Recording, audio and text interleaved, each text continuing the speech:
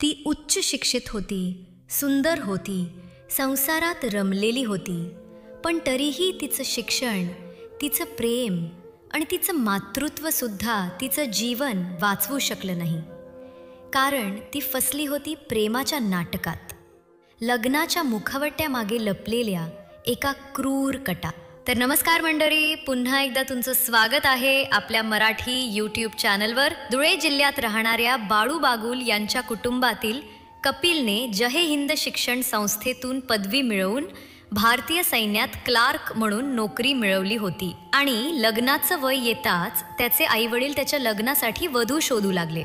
मात्र 4 वर्षांपर्यंत कपिल प्रत्येक स्थळाला काही ना काही कारण देत नकार देत राहिला. अखेर जळगाव जिल्ह्यातील भडगाव तालुक्यातील महाजन कुटुंबातील पूजा उर्फ शारदा ही शिक्षणात BSc व BEd केलेली आणि कपिलपेक्षा अधिक शिक्षित असलेली मुलगी त्याला पसंत पडली आणि दोघांचं 2010 मध्ये धूमधडाक्यात लग्न झालं. लग्नानंतर त्यांना 2 मुलं झाली आणि कुटुंब सुखाने नांदत होतं. पण आयुष्यात एखादं असं वळण येतं जे कुणालाही अपेक्षित नसतं आणि असंच एक वळण 29 मे 2025 रोजी आलं, जेव्हा कपिल सुट्टीवर घरी असताना त्याचा मेहुणा भूषण महाजन याला फोनवर सांगण्यात आलं की शारदाची तब्येत खालावली आहे.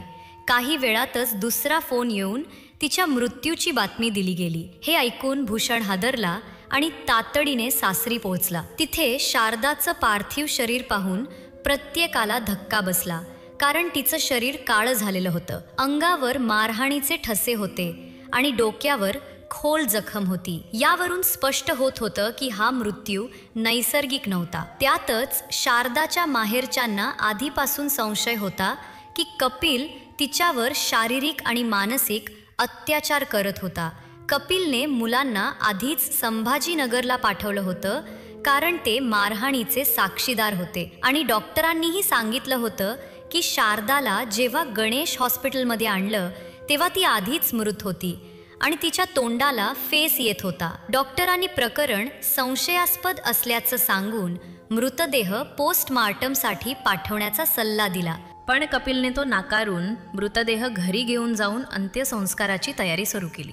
मात्र शारदाच्या नातेवाईकांनी वेळेत पोलीस स्टेशन गाठून तक्रार दाखल केली आणि पोलिसांनी सुरुवातीला दुर्लक्ष केलं, तरी माजी मंत्री एकनाथ खडसे यांच्या हस्तक्षेपामुळे पोलिसांनी प्रकरण गांभीर्याने घेतलं आणि सहाय्यक निरीक्षक युवराज देवरे यांच्या मार्गदर्शनाखाली पोलिसांनी पंचनामा करून मृतदेह शवविच्छेदनासाठी सरकारी रुग्णालयात पाठवला.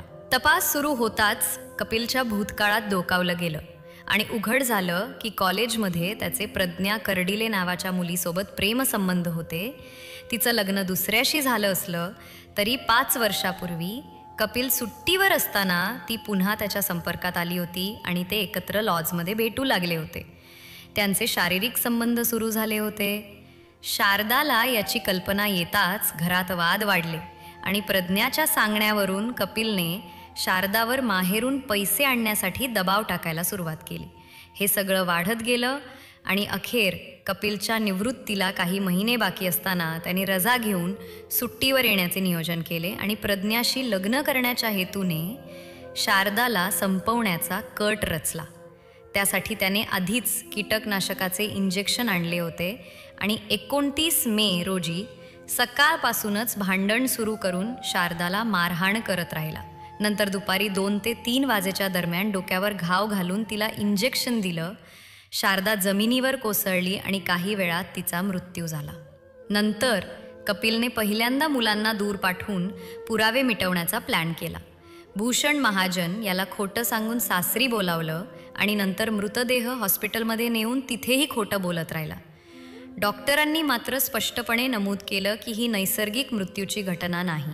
हे लक्षात येताच पोलिसांनी चौकशी तीव्र केली आणि कपिल, त्याचा वडील बाळू बागुल, नणंद रंजना व प्रियसी प्रज्ञा कर्डिले यांच्या विरुद्ध शारदाच्या हत्येचा कट रचल्याबद्दल, खून आणि पुरावे नष्ट करण्याचा प्रयत्न केल्याबद्दल गुन्हा दाखल करत चौघांनाही अटक केली. न्यायालयाने चौघांनाही पोलीस कोठडी सुनावली असून तपास सुरू आहे. शारदाच्या हत्येमुळे संपूर्ण जिल्ह्यात संतापाचं वातावरण आहे, कारण एका विवाहित, शिक्षित आणि असहाय्य महिलेला केवळ तिच्या नवऱ्याच्या अनैतिक प्रेमसंबंधांमुळे अत्यंत क्रूर पद्धतीनं संपवलं गेलं आणि तिचा मृत्यू अपघात ठरवण्याचा प्रयत्न करण्यात आला. समाजात या घटनेमुळे मोठी खळबळ माजली असून अनेक महिला संघटनांनी न्यायाची मागणी केली आहे. प्रेमात फसवणूक आणि नात्यात हिंसा ही फक्त एका स्त्रीची नाही तर समाजाची हार आहे. शिक्षित असूनही जेव्हा तिचं आयुष्य संपवलं जातं तेव्हा आपण सगळे दोषी ठरतो. आता वेळ आहे गप्प बसायची नाही, अन्यायाविरुद्ध उभं राहण्याची.